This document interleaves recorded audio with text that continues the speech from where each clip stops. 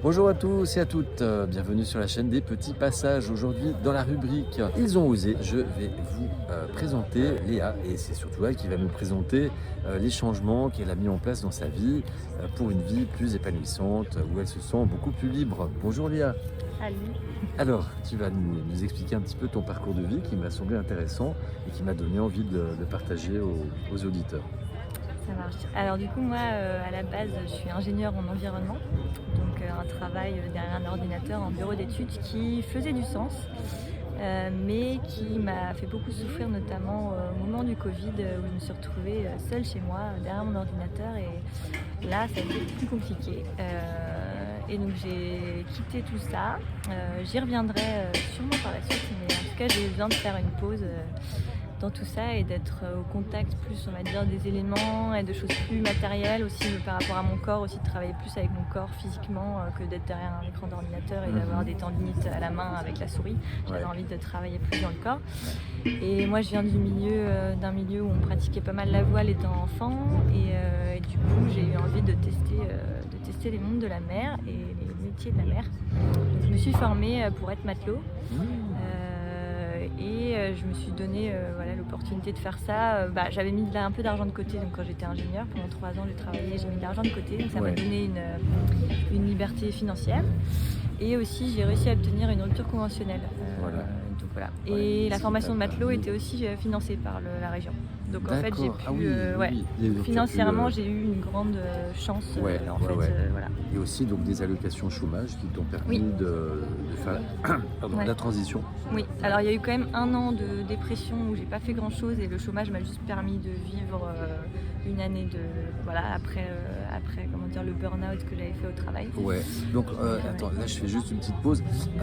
Ce burn-out tu l'avais fait avant de demander ta rupture conventionnelle. J'étais en train, ça se fait de manière assez pernicieuse, le burn-out, on s'en rend pas forcément compte, donc c'est après coup que j'ai réalisé que ça faisait un certain temps, je pense que j'ai fait 6 mois, j'ai dû faire 6 mois dans mon entreprise où j'étais pas bien en burn-out, mais je m'en rendais pas Tu t'en rendais pas compte, tu sentais que quelque chose clochait au fond de toi, mais ouais.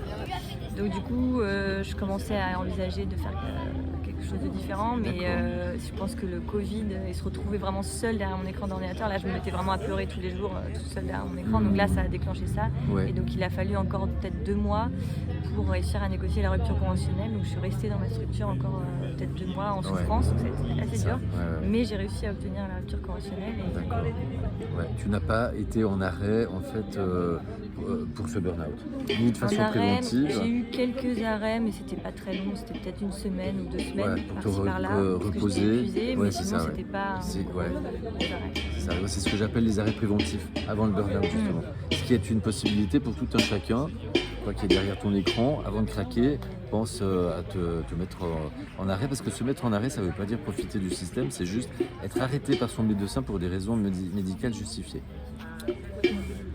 Oui, et entre parenthèses, je dirais aussi que après coup, j'aurais peut-être attendu moins longtemps, parce qu'en fait, finalement, le délai pour négocier la rupture conventionnelle m'a été fatale, parce que je pense qu'après j'ai mis encore plus de temps à me remettre parce que je suis descendue plus bas dans le burn-out. Et donc après coup, je pense qu'il y a d'autres moyens de faire, notamment ce que tu disais, peut-être voir un médecin du travail pour diagnostiquer une burn-out, ce qui peut permettre peut-être d'avoir, moi je ne suis pas renseignée parce que je ne suis pas passée par ces biais-là, mais du coup peut-être qu'il y a d'autres biais qui sont plus facilitants pour obtenir justement une rupture conventionnelle en ayant fait appel plutôt au diagnostic de burn-out. Voilà. Donc ça, à se renseigner là-dessus, mais moi c'est vrai que le problème c'est quand on est déjà pas bien, on a du mal à aller chercher de l'aide. Ça. Donc je pense que peut-être médecin du travail c'est déjà une piste à explorer. Donc te voilà partie. Et d'une façon très intéressante, c'est ça qui m'a aussi donné envie de faire la vidéo, c'est qu'on a pas mal de points communs, c'est que tu es partie avec un bateau, un voilier, en faisant du bateau stop. Oui, c'est vrai que j'ai pris un peu à l'envers, mais c'est vrai que suite au burn-out, d'abord avant de me former à être matelot, je suis partie vraiment quasiment du jour au lendemain en transatlantique. Et j'avais pas encore mon diplôme de matelot ni rien, juste je suis partie en voyage, c'est vrai que j'ai pas fait tout à fait dans l'ordre. C'est pas grave, on remettra. Et donc voilà, du coup je suis partie juste avec mon sac à dos en bateau stop en transatlantique, et après je m'étais dit on verra ce qui se passe, je pars. Et donc je suis partie 8 mois faire tout un tour de l'Atlantique en bateau stop, donc retour en transatlantique également. Et tu es resté un suis, peu sur le continent sud-américain? Je suis pas allée jusqu'au continent, je suis restée dans les Caraïbes. Donc principalement sur les mers. En Ouais, fait. les Ouais. îles, ouais, c'est ça, Les les mers et îles les des îles. Caraïbes et les mers. Bah, j'ai passé Ouais. moitié du temps sur la mer, moitié du temps sur terre. 4 Ouais, mois en mer, 4 ok. mois à terre Sous en les gros, mais cocotiers. comme ça, par Ouais. petits ponts. Ouais. Donc pour ceux et celles qui ne savent pas, le bateau stop, c'est tu vas dans un port de plaisance et bon ça c'est symbolique, hein, et tu demandes aux équipages, aux capitaines des voiliers s'ils sont d'accord de te prendre avec eux. Il y a des sites aussi, je vous mettrai en description, qui permettent de se mettre en relation. Et puis après, il faut avoir du temps. Toi, tu as dû attendre combien de temps pour avoir ton bateau? Alors moi j'ai triché parce que pour la transatlantique c'était un ami d'amis. Donc Ah là oui. j'ai pas fait du bateau stop vraiment pour la transatlantique. C'est pour Ouais. ça que je suis partie avec la transatlantique. Après le bateau stop c'était plus une fois arrivé de l'autre côté. D'accord. Donc j'ai débarqué avec mon sac à dos et là c'était le bateau Tu stop. demandais aux gens. Ouais, c'était moitié via les sites, moitié sur les pontons. C'est ça, voilà. Et donc, il y en a au bout d'une heure, ils ont leur bateau. Moi, il m'a fallu un mois quand j'étais en Espagne pour aller aux Canaries. Et j'avais du temps. Ça m'est arrivé d'attendre longtemps aussi après. Ouais. Et donc, alors après, tu as fait la formation. C'est ça, je suis pour être rentrée en matelot. France, j'ai fait la formation pour être matelot. Ouais, qui dure et combien de temps? C'est 3 mois. 3 mois, ouais. Et la plupart du temps, c'est vraiment finançable par la région. Il faut en profiter, c'est encore le cas. Alors, ça va peut-être changer. Ok, Mais aujourd'hui, on a encore cette chance en France d'avoir pas mal de formations finançables. Ouais. Donc, j'ai fait ça. Et puis, donc, 3 mois de formation. J'ai fini en décembre dernier. Et ensuite, j'ai pu repartir en transatlantique. Donc, je suis repartie dans les Caraïbes. Et l'idée, c'était d'essayer de travailler parce que c'était la basse saison en Europe en hiver pour travailler sur les bateaux. Ouais. Donc l'idée c'était de rejoindre les îles françaises. Donc j'ai refait du bateau stop parce que je suis arrivée aux îles Vierges et j'ai dû redescendre en bateau stop jusqu'aux îles françaises. Et je me suis basée en Guadeloupe où j'ai cherché du travail. J'étais un peu trop tard dans la saison, donc j'ai vaguement travaillé, mais j'ai un peu surtout utilisé mes économies et j'ai un peu profité, pour me ressourcer et justement vivre un petit peu loin de l'actualité, Ouais, important loin aussi. de tout ce qui va pas et ça m'a fait du bien après justement 5 ans, je pense que j'étais pendant 5 ans quand même pas très bien. Donc là je me suis dit c'est pas grave, je prends soin de moi et ça arrive des fois aussi, on a besoin de ça. Complètement. Donc voilà. Et moi, je suis surpris par le nombre de gens qui sont assez jeunes, hein, qui ont moins de 30 ans. J'ai eu 30 ans cette année. Ah, tu ne les fais pas. Qui font des burn-out ou qui sont à 2 doigts d'en faire, voilà. Ah bah oui, je Et pas confirme. que les ouais. gens de 50 ans et plus.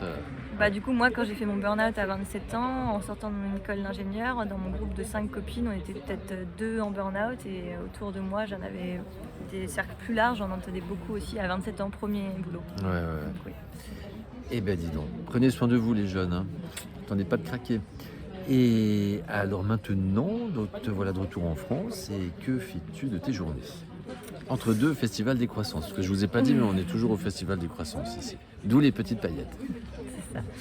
Là je suis rentrée il n'y a pas très longtemps, donc du coup pour l'instant je sais pas trop ce que va être mon été en France. J'ai continué dans la dynamique de me dire je me fais plaisir et le jour arrivera où je vais avoir un projet qui va être cohérent, parce que du coup moi j'aimerais idéalement trouver un projet qui allie qui ait du sens socialement et ou écologiquement, qui allie ce que j'aime avec la mer, donc la voile notamment.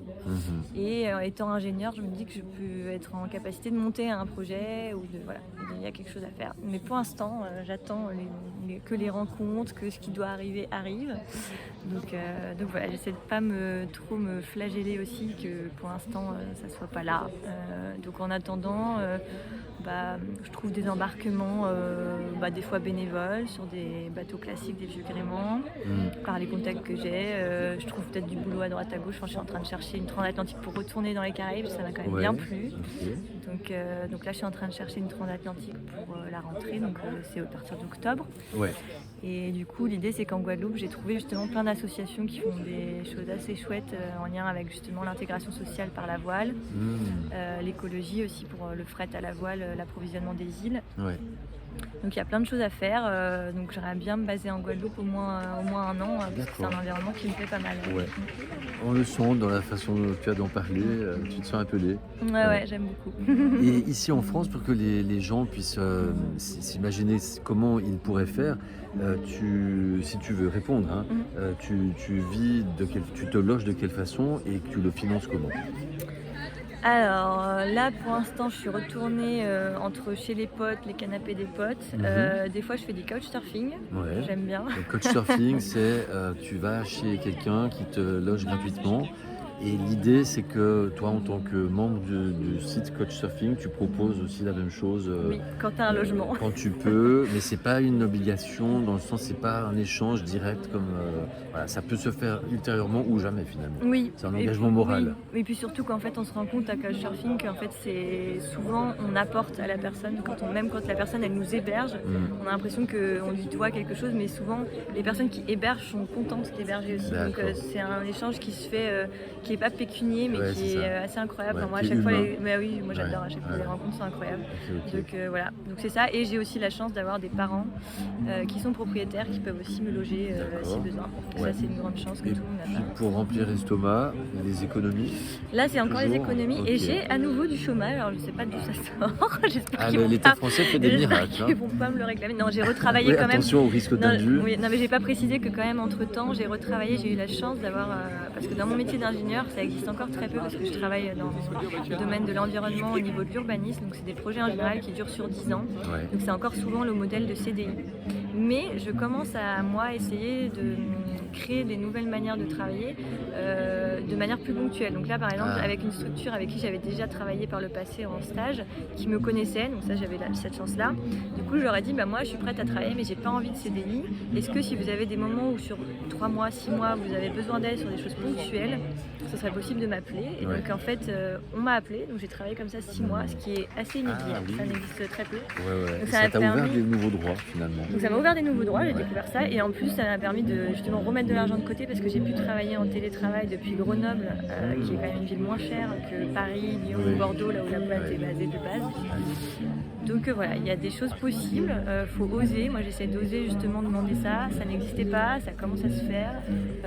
Voilà, j'en parle là par exemple en Guadeloupe, j'ai aussi mis des billes dans le milieu de l'ingénieur parce que je me suis dit bon, si j'ai en matelot ça perce pas. J'ai aussi rencontré des structures, j'aurais dit moi par contre le CDI ça m'intéresse pas, donc j'essaie d'en parler de plus en plus. Ouais. Alors tu ils m'ont dit sèmes des graines, voilà, tu lances des bouteilles à la mer. On verra ce qui se fait. Super. Voilà, moi c'est un mot que tu as utilisé que j'aime beaucoup et c'est pour ça que j'ai appelé cette rubrique Ils ont osé.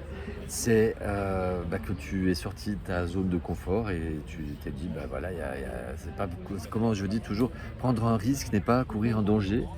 Et ça ouvre des portes, qu'elles soient terrestres ou maritimes. En effet. Ouais. Écoute, bonne continuation, merci pour ton témoignage.